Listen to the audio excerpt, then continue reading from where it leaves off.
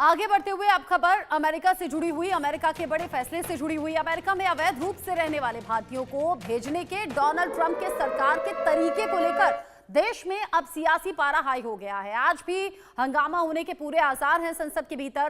कल विपक्ष ने दोनों सदनों में एकजुट होकर भारतीयों के साथ अमेरिका की ओर से किए गए अमानवीय व्यवहार को लेकर गहरी नाराजगी जताई थी।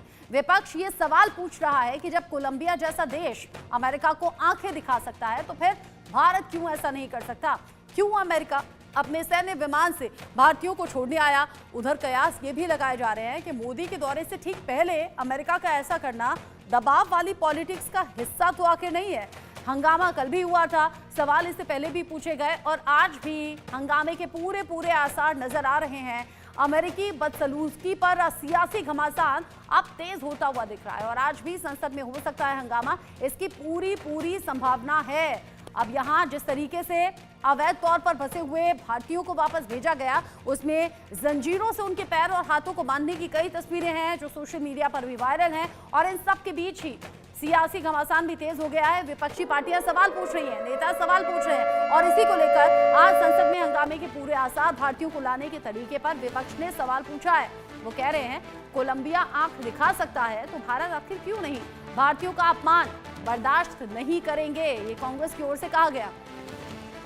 अलग अलग तस्वीरें हैं जो वायरल हो रही हैं जिसमें जंजीर पैर में बंधी है, हाथ में बंधी है और बताया जा रहा है कि जब एयरपोर्ट पर हिंदुस्तान में लैंड किया तब जाकर वो जंजीरें खोली गईं।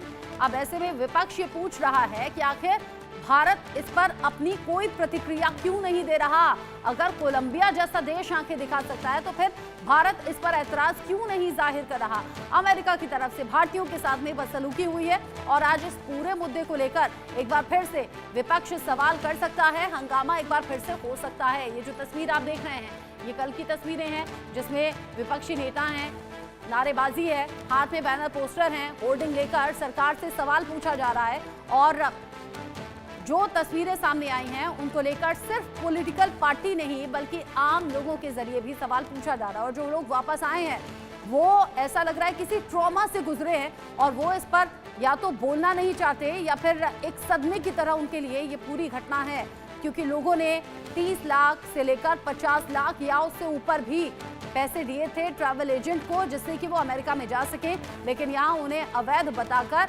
वापस भेज दिया गया और जो टिप्पणी की है इलीगल एलियंस की उसको लेकर बड़ा ऐतराज विपक्षी पार्टियों ने उठाए हैं। विपक्ष लगातार इस पूरे मामले को लेकर सवाल उठा रहा है, कुछ रिएक्शंस हैं, सुनिए। जब कोलंबिया जैसी छोटे से मुल्क की राष्ट्रपति चुनौती दे सकती है अमेरिका को, तो पांचवी सबसे बड़ी अर्थव्यवस्था के मालिक आदरणीय नरेंद्र मोदी जी चुप क्यों बैठे हैं? हमारा केवल सीधा ये सवाल है, भारत का स्वाभिमान भारतीयों का स्वाभिमान है, भारत की रक्षा भारतीयों की रक्षा है। उन 7,25,000 परिवारों को या तो वहीं पर रोजी रोटी कमाने का अधिकार दिलवाइए या सम्मानजनक तरीके से उन्हें वापस लाकर हिंदुस्तान में काम दीजिए। प्रधानमंत्री को जवाब देना होगा। Standard operating procedure for deportation by aircraft used by ICE that is effective from 2012. I repeat, that is effective from 2012 provides for the use of restraints. However, we have been informed by ICE that women and children are not restrained. Further, the needs of deportees, including during transit, related to food and other necessities, including possible medical emergencies, are attended to.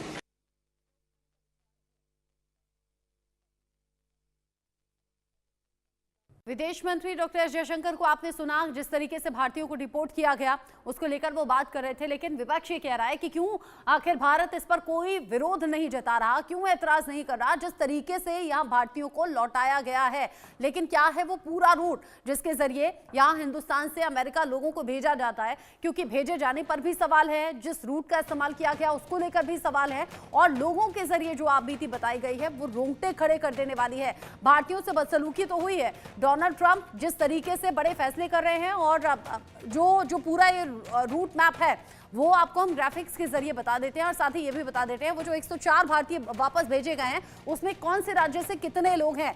Punjab से 30 लोग हैं, हरियाणा से 33 आते हैं, गुजरात के 33 लोग हैं, महाराष्ट्र से 3 ऐसे लोग हैं, उत्तर प्रदेश से 3 हैं और चंडीगढ़ से 2 लोग हैं जिन्हें वापस भेजा गया है अवैध बताकर। यानी कि यहाँ भारत जिन 104 लोगों को वापस भेजा गया है उसमें अलग अलग राज्य से ये लोग बिलोंग करते हैं। हो सकता है आने वाले टाइम में और भी लोग वहां से वापस भेजे जाएं क्योंकि डोनाल्ड ट्रंप ने ये पहले ही बता दिया था कि अवैध रूप से जो बसे हुए यहाँ पर लोग हैं उन्हें वापस उनके देश भेजा जाएगा। और आपको याद होगा जैसे ही पद संभाला था मैक्सिको बॉर्डर पूरा सील कर दिया गया था और अमेरिकी सेना की वहां पर तैनाती की गई थी। और मैक्सिको बॉर्डर वो कहा जाता है जहां पर अवैध तरीके से लोगों को एंट्री करवाई जाती है और डोनाल्ड ट्रंप इस बात को बेहतर तरीके से जानते थे। 104 ये भारतीय लोग हैं जिन्हें वापस भेजा गया। पंजाब से 30 लोग आते हैं और ये वो लोग हैं, मैक्सिमम ये वो लोग हैं जिन्होंने अमेरिका जाने के लिए या तो कर्ज लिया या जैसे तैसे वो पैसे इकट्ठा किए। बहुत से लोग ऐसे भी हैं जिन्होंने अपनी खेती की जमीन बेच दी थी।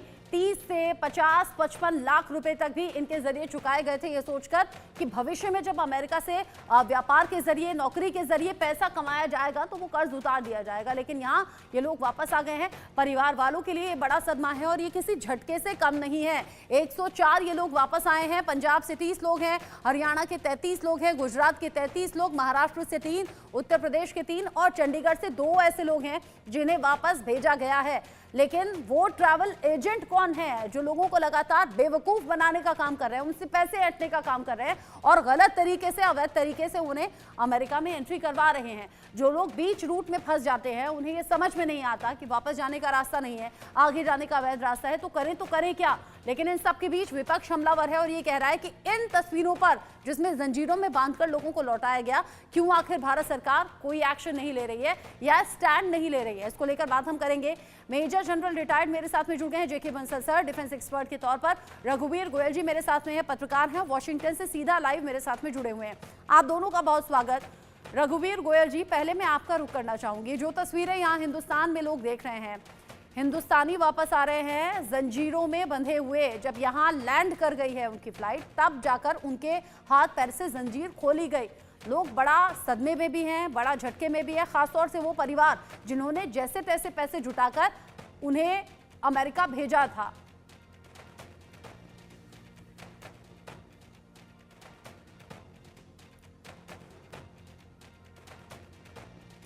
जी, सवाल मेरे से है। रघुवीर जी। हाँ जी, नमस्कार जी। जी रघुवीर जी, आपको आवाज मिल रही है मेरी? मेरा सवाल ये है कि जिस तरीके से लोगों को वापस भेजा गया है, लोग उस तरीके पर सवाल उठा रहे हैं। ऐसा नहीं है कि भारत सरकार ये कार्रवाई नहीं कर रही है। अवैध तरीके से जो बांग्लादेशी रोहिंग्या बसे हुए हैं उन्हें भारत सरकार भी वापस भेजने का काम कर रही है, लेकिन अमेरिका का तरीका वो जंजीरों में बांधकर भेजना, क्या ठीक है?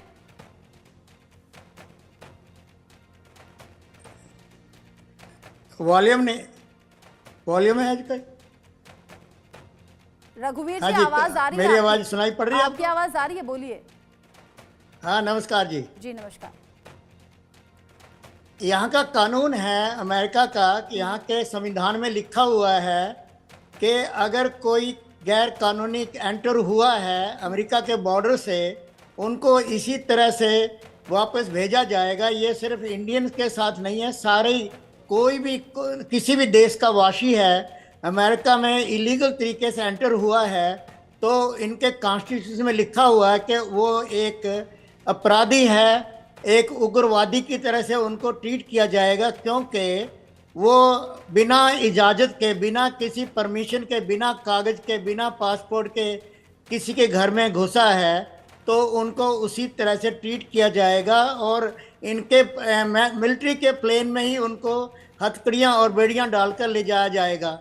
ये इनके संविधान में लिखा हुआ है। इसमें कोई भी सरकार कुछ भी नहीं कर सकती है, क्योंकि कोलंबिया की सरकार ने यही कहा था, बट बाद में वो 4 घंटे के बाद वो झुक गई और फिर उन्होंने वापस वही मिलिट्री का प्लेन भेजा अमेरिका वालों ने, और उन्होंने पे किया, बल्कि कोलंबिया गवर्नमेंट ने 4 घंटे के बाद वहाँ का राष्ट्रपति झुक गया कि उन्होंने यही कहा था कि हम अपना मिलिट्री का प्लेन को नहीं हम उतरने देंगे, सिविलियन प्लेन को उतरने देंगे। बट राष्ट्रपति ट्रंप ने कहा कि नहीं, हमारा यही तरीका है, यही हमारे संविधान में लिखा है, हम हर एक आदमी को, हर एक इंसान को, हर एक देश के आदमी को इसी तरह ट्रीट करेंगे। अगर आप लीगली एंटर हुए हो, लीगली आए हो, कागजों के समेत अपने तरीके से आए हो, फिर हम उनको जयमाला से, मालाओं से ट्रीट करेंगे। बट इस तरह से अगर आप घुसे हो किसी के घर में, जैसे कि अगर हमारे घर में भी कोई घुस जाता है बिना परमिशन के, बिना बताए, बिना, और हमको नहीं पता चला कोई घुसा हुआ है, तो फिर क्या होगा? वो क्या कर सकता है? वो कुछ भी कर सकता है। अंतर्वादी वो जो है वहाँ आग भी लगा सकता है, बम फोड़ सकता है, और उसको उग्रवाद ही कहा जाएगा कि उग्रवादी घर में घुस गया। इसी तरह से अमेरिका में भी ऐसा ही है। तो ये कहते हैं किसी भी देश का कोई भी आदमी है, अमेरिका की 50 राज्यों में हर रोजाना छापेमारी हो रही है इलीगल लोगों के लिए, क्रिमिनल्स के लिए, और जो बिना परमिशन के, बिना कागजों के, बिना पासपोर्ट के, बिना बताए, बिना रिकॉर्ड के जो घुसे हैं अमेरिका में, उनके सबके साथ ऐसा ही किया जाएगा और ऐसा ही हो रहा है। संविधान में ये ऐसा तो लिखा है, सिर्फ और ये भारत के लोगों के साथ ही नहीं हो रहा, बल्कि अलग अलग देशों के लोगों के साथ में हो रहा है, क्योंकि वहां लिखा है कि इसी तरीके से उनकी वापसी होनी चाहिए। लेकिन जेके बंसल सर, हम तो भारत और अमेरिका के रिश्तों की मजबूती की बात कर रहे हैं, हम प्रधानमंत्री मोदी और डोनाल्ड ट्रंप की दोस्ती की बातें कर रहे हैं, लेकिन भारत में जब लोगों को इस तरीके से लौटाया गया है तो बातें तो हो रही हैं और होंगी भी।